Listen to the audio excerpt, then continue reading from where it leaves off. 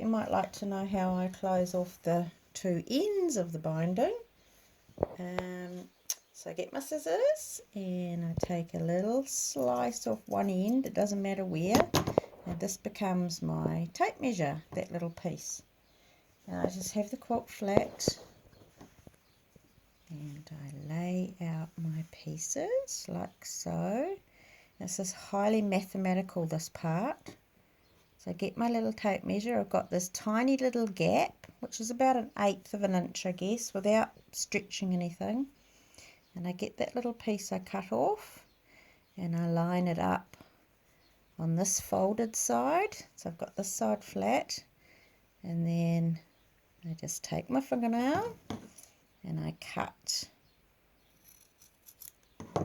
Get rid of the excess binding and throw that down on the floor out of the way. And then I've taken this flat like so. I'm going to get the other end, pull your quilt up a bit.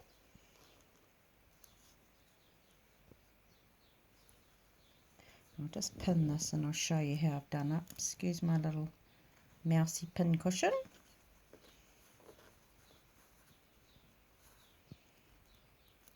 It can be a bit fiddly sometimes. That like that. And then I always just pop another pin in there. You can pin way more if you want. And then this is the bit we sit at the machine.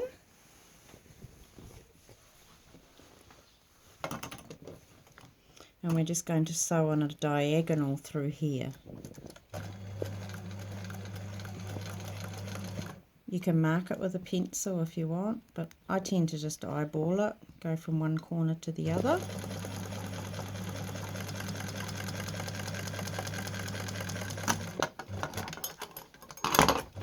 Trim the threads.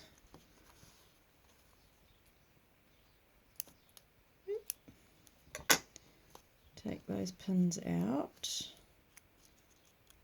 And I can get rid of my pin cushion.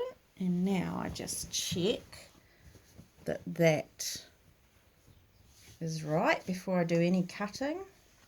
And I just pull this out again and carefully just roughly an inch along there with my scissors. You could, if you wanted, to take this to the ironing board and press it, but I always just finger press it. I just press that open like the rest of the seams.